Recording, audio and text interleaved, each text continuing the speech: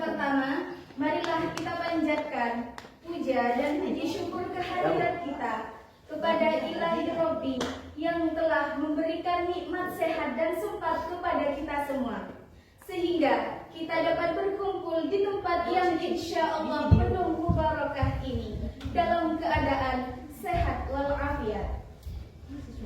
Yang kedua kalinya, salawat beserta salam semoga tetap tercurah limpahkan kepada baginda Nabi Muhammad sallallahu alaihi wasallam yang terkenal dengan sistem dakwahnya mengajak bukan mengejek, mengkafirkan Islam bukan mengkafirkan yang sudah Islam.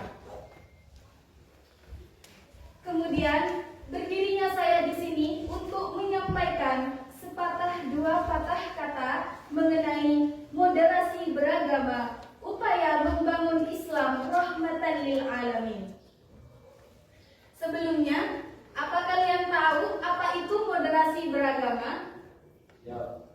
Tahu? Sedikit. Jadi, agama itu adalah suatu hal yang diyakini fundamental bagi masyarakat Indonesia. Agama adalah sesuatu yang mendasar bagi kita sebagai masyarakat Indonesia dibandingkan dengan ras, suku, dan spirit kebangsaan Indonesia. Jadi, agama itu diyakini telah memenuhi spiritual individu dan psikolog kita sebagai umat manusia di Indonesia ini. Lantas, bagaimana sih kita memiliki sikap moderat di negara kita Indonesia? Jawabannya yaitu ada dalam Al-Quran surah Al-Baqarah ayat 143. A'udzu billahi minasy syaithanir rajim. Bismillahirrahmanirrahim.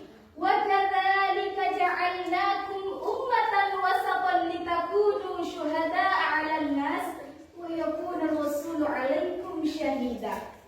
Jadi asbabun nuzul dalam Al-Quran surah Al-Baqarah ayat 143 yaitu berkaitan dengan pemindahan kiblat umat Islam dari Baitul Maqdis ke Ka'bah. Jadi pada waktu itu adanya sebuah pemindahan dari kiblat umat Islam yang kita yakini sebagai mustaqbilal kiblat, yaitu dari Baitul Maqdis ke Ka'bah. Jadi itu merupakan asbabun nuzul dari Al-Quran surah Al-Baqarah ayat 143.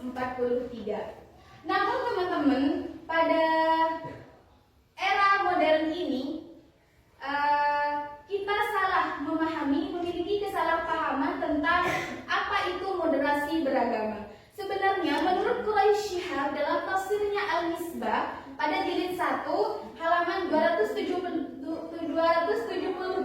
itu disebutkan bahwa yang disebut dengan ummatan wasaton, umat yang memiliki sikap moderat adalah apabila kita memiliki sikap pertengahan dalam berbuat sesuatu.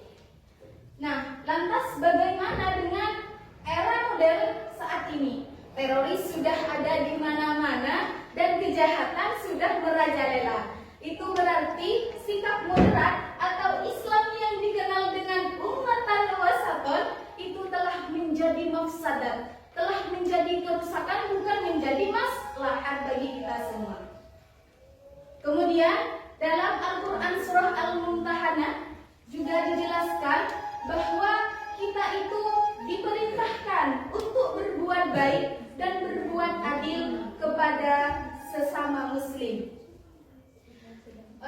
Itu berdasarkan asbabun nuzulnya adalah, kalian tahu putri Abu Bakar yang bernama Al-Asma? Ya, jadi pada waktu itu Al-Asma putri Abu Bakar mendatangi ibunya yang bernama Tina Qotila, dan ibundanya tersebut memberikan sesuatu kepada putrinya Al-Asma. Lantas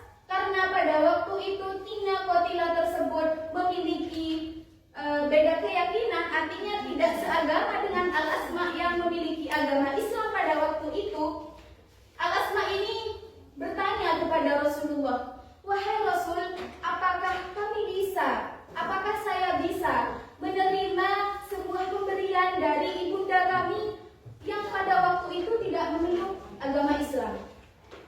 Nah, pada waktu itu Rasul membenarkan hal itu. Kita itu walaupun berbeda agama, kita tetap harus memiliki sikap moderat. Artinya sikap pertengahan. Tidak boleh kita tidak menghargai orang lain walaupun kita tidak sependapat dengan mereka. Jadi dalam kisah Al-Asma tersebut, Rasulullah membolehkan untuk Al-Asma menerima pemberian dari ibundanya sebagai penerapan dari sikap ummatan wasaton atau sikap moderasi beragama. Jadi bagaimana dengan kita pada hari ini? Apakah kita sudah menerapkan kata ummatan wasaton? Jadi di Indonesia, khususnya di negara Islam ini, terkenal dengan sebutan ummatan wasaton, julukan dengan ummatan wasaton. Artinya julukan kepada suatu agama yang memiliki sikap moderat atau pertengahan. Jadi apakah kita sudah menerapkan hal tersebut? Kalau pada kenyataannya sekarang di era modern ini, menurut pendapat saya itu sudah tidak berlaku kata ummatan wasaton di negara kita. Tapi kita sebagai generasi muda, sebagai ajian Al-Quran, kita harus menerapkan apa yang ada di dalam Al-Quran, yaitu sebagai ummatan wasaton. Litakunu syuhada'a 'alan nas. Untuk apa? Untuk menjadi saksi atas perbuatan manusia yang lain. Jadi kesimpulan dari penyampaian saya dari tadi adalah kita tidak boleh bersikap tidak moderat, atau kita harus menghargai perbedaan yang ada di antara kita.